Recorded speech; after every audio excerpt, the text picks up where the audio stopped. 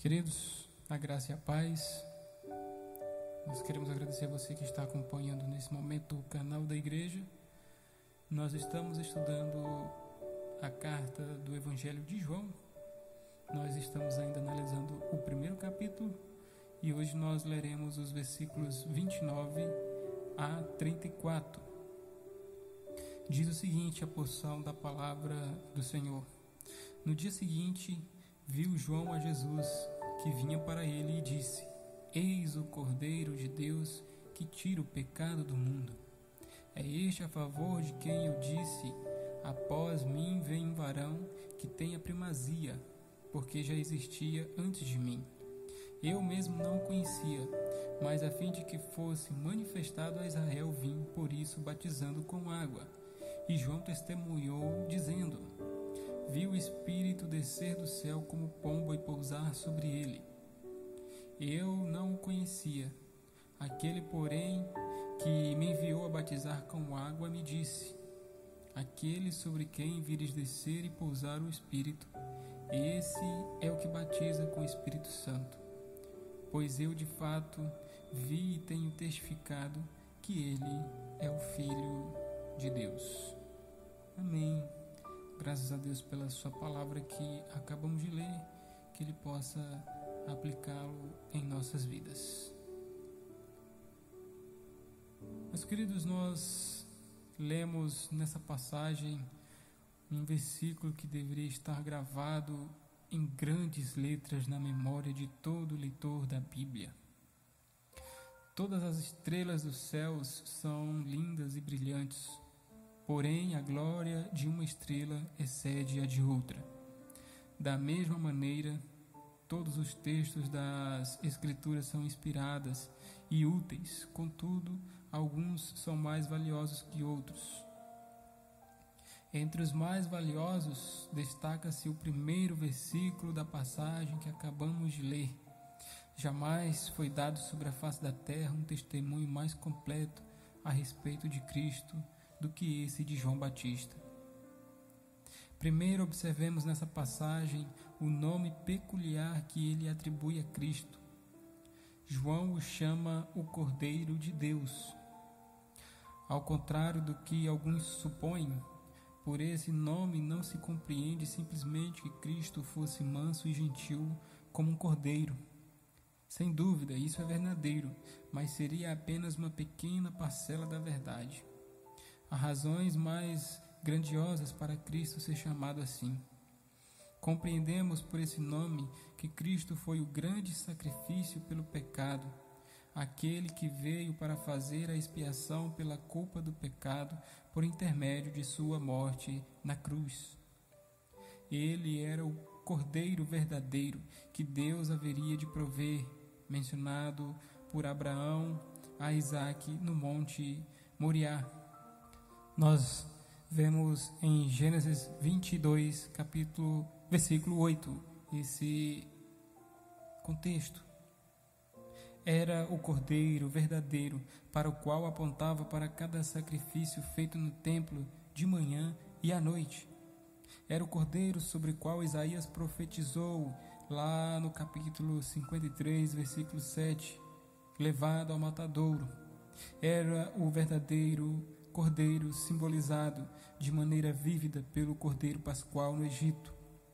Enfim, Cristo era a grande propiciação pelo pecado, a qual Deus prometera enviar ao mundo desde a eternidade. Ele era o Cordeiro de Deus.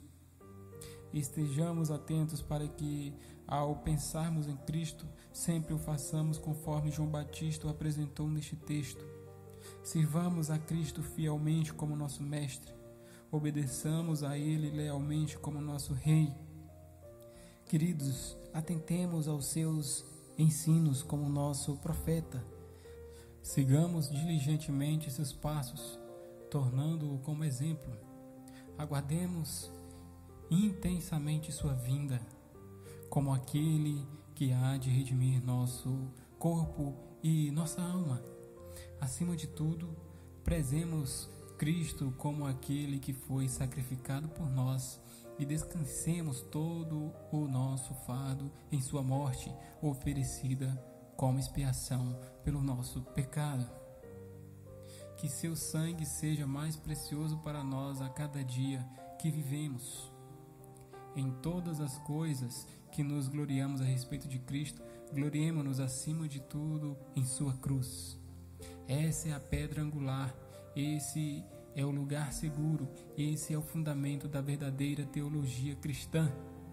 Não estaremos certos de qualquer coisa acerca de Cristo até que o vejamos pela perspectiva de João e nos regozijemos nele como o Cordeiro que foi morto. Segundo ponto, notemos nessa passagem, irmãos, a obra peculiar que Cristo realiza, segundo a descrição de João Batista. João diz que Cristo tira o pecado do mundo. Ele quer dizer então que Cristo é o Salvador. Ele não veio ao mundo para ser um conquistador, um filósofo, um psicólogo ou um mero professor de moralidade. Veio para salvar pecadores. Veio para fazer o que o homem jamais poderia fazer por si mesmo, para conceder o que o dinheiro e a cultura e o poder jamais poderiam obter, para realizar o que é essencial à felicidade do homem. Enfim, veio para tirar o pecado do mundo. Cristo é um Salvador completo, ele tira o pecado do mundo. Não fez apenas uma vaga proclamação de perdão e misericórdia. Ele levou sobre si nossos pecados e os afastou de nós. Consentiu em tomar e carregar Ele mesmo em seu corpo sobre o madeiro os nossos pecados. Apóstolo Pedro, em sua primeira carta, no capítulo 2, versículo 24, vai nos confirmar isso.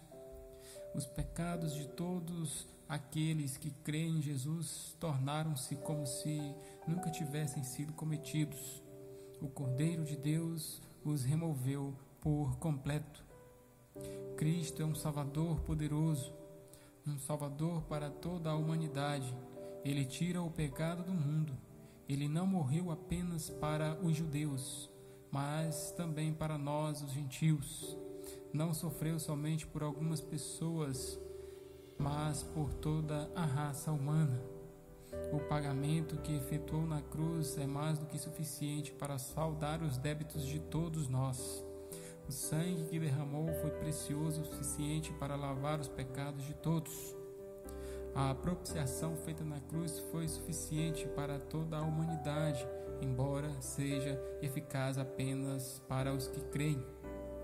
O pecado que ele tomou e carregou sobre a cruz foi o pecado do mundo inteiro. Cristo é um Salvador perpétuo e incansável. Ele tira o pecado daqueles que nele creem. A cada dia purifica, limpa e lava as almas de seu povo. A cada dia concede e renova sobre eles sua misericórdia. Não cessou de trabalhar por seus santos quando morreu na cruz por eles. Ele viveu no céu como um sacerdote, apresentando continuamente seu sacrifício perante Deus. Cristo trabalha, apesar de sua graça e providência, a favor do seu povo. Ele tira continuamente o pecado. Essas verdades são realmente preciosas. Se todos aqueles que as conhecem as aplicassem em sua vida, a Igreja de Cristo seria sobremodo abençoada, seria próspera. A própria familiaridade que temos com os textos desse tipo é um dos maiores perigos que enfrentamos. Felizes são os que não somente memorizam esses textos, mas também deles se alimentam em seus corações. Por último, irmãos, notemos nessa passagem o ofício atribuído a Cristo por João Batista. João fala sobre Cristo como o que batiza com o Espírito Santo. O batismo aqui referido não é o batismo com água. Não se trata de imersão ou aspersão. Não é um batismo que pertence exclusivamente às crianças ou aos adultos. Não pode ser ministrado por homens, sejam episcopais, presbiterianos, independentes ou metodistas, leigos ou ministros.